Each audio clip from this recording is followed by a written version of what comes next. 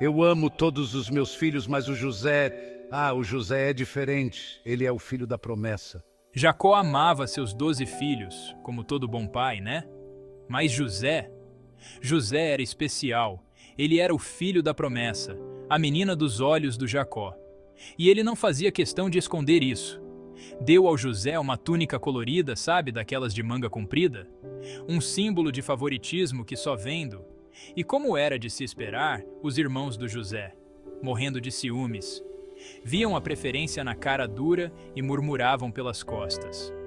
O amor de Jacó por José era puro, do fundo do coração. Mas a inveja, essa ia crescendo no coração dos irmãos, feito erva daninha. A história de José, essa é daquelas que a gente nunca esquece. Uma história de família, de relacionamentos, daqueles que só a vida real sabe aprontar e de como Deus, no meio da confusão, age. Deus tinha um plano para José, um plano de gerações que começaria com um sonho. Isso mesmo, um sonho. Pai, tive um sonho. A gente estava no campo, amarrando trigo, igual sempre faz. Aí, do nada, meu feixe se levantou e os feixes dos meus irmãos acredita que se curvaram para ele? E teve outro sonho ainda, pai. O sol, a lua e 11 estrelas, todas se curvando para mim. O que será que isso significa? José começou a ter uns sonhos, viu? E não eram qualquer sonho, não. Eram sonhos vívidos, daqueles que parece que você está lá, sabe?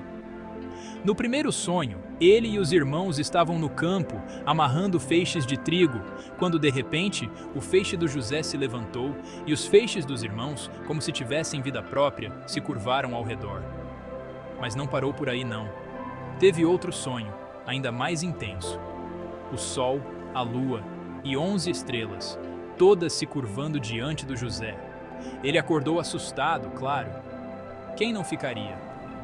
José era jovem, mas Deus já estava falando com ele, mostrando um futuro cheio de grandeza. Os sonhos eram mensagens divinas, mensagens de esperança, de um futuro que nem o próprio José entendia direito. Mas, como nem tudo são flores, os sonhos também trouxeram problemas. Quando José, inocente, contou tudo para os irmãos, a inveja deles explodiu. O ódio aumentou e a coisa ficou feia.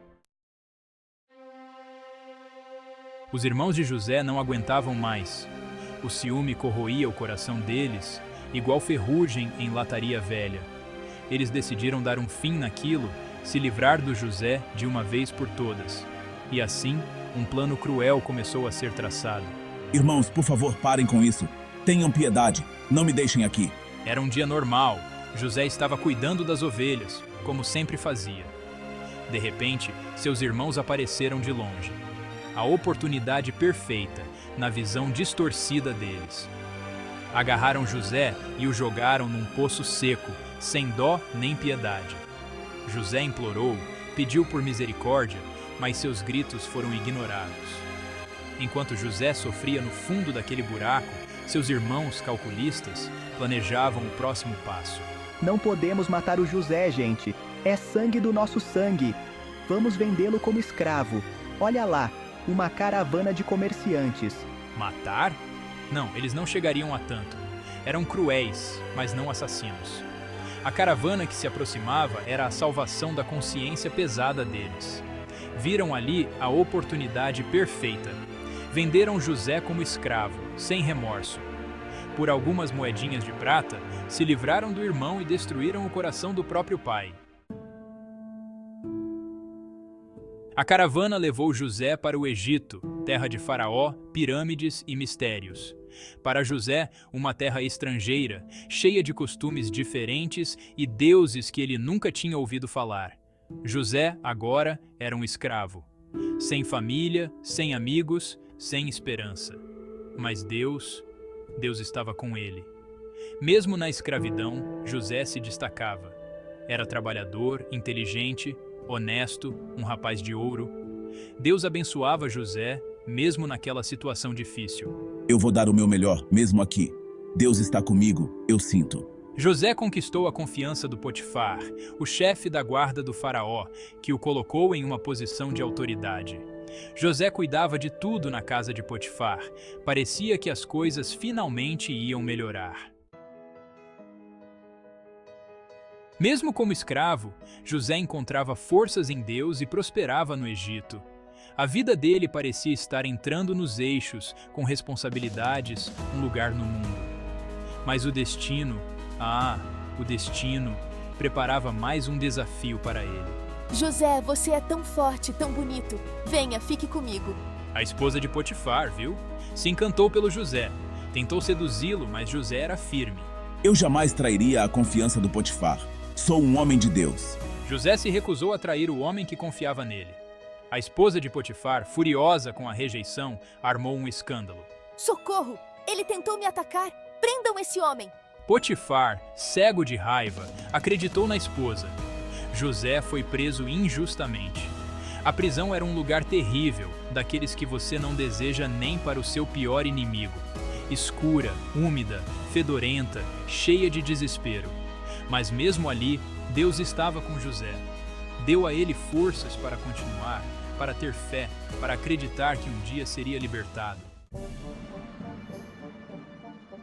Na prisão, José conheceu 2 prisioneiros importantes, o copeiro e o padeiro do faraó. Ambos tiveram sonhos estranhos, daqueles que ninguém conseguia decifrar. Deus pode me ajudar a entender esses sonhos. Contem-me tudo. José, com a ajuda de Deus, interpretou os sonhos. E não é que as interpretações se realizaram, o copeiro foi libertado. Copeiro, em 3 dias o faraó vai te libertar e restaurar sua posição. E o padeiro? Bom, o destino dele foi outro. Padeiro, em 3 dias o faraó vai te enforcar. O tempo passou. 2 anos se passaram. O faraó, por sua vez, começou a ter uns sonhos perturbadores que ninguém na corte conseguia entender. Foi aí que o copeiro se lembrou do José. Correu para o faraó e contou sobre a sabedoria do rapaz. Tragam esse José aqui, quero ver se ele é tudo isso mesmo. José foi levado à corte. Deus o iluminou e José interpretou os sonhos do faraó. Eram sonhos proféticos que anunciavam 7 anos de fartura, seguidos de 7 anos de fome.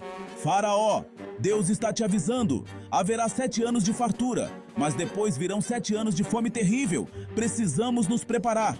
O faraó ficou impressionado, reconheceu a sabedoria de Deus em José. O faraó então tomou uma decisão, nomeou José governador do Egito. José, você é o cara. A partir de hoje será o governador do Egito.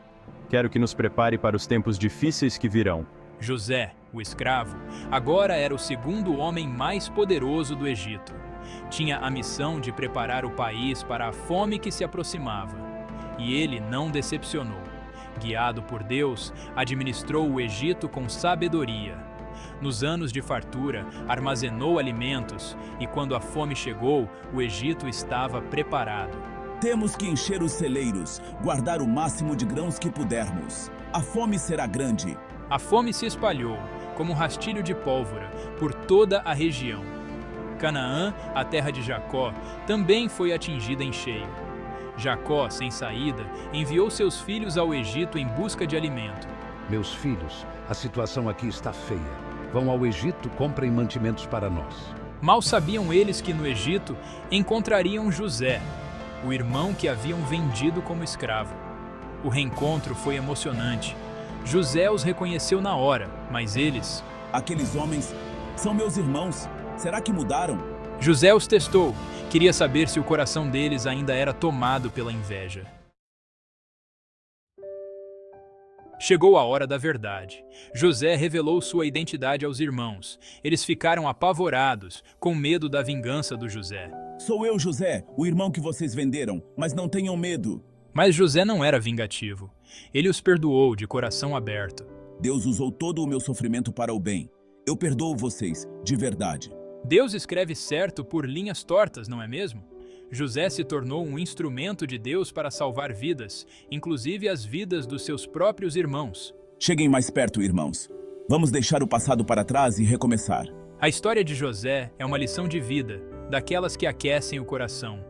Uma história de perdão, de fé inabalável e da incrível providência divina. Mesmo quando tudo parecia perdido, Deus estava no controle, transformando o mal em bem, cumprindo seus planos. José e seus irmãos se uniram, a família foi restaurada e o plano de Deus se cumpriu. Uma história que nos inspira a ter fé, mesmo nos momentos mais difíceis, a perdoar aqueles que nos feriram e a confiar que Deus está no comando, sempre.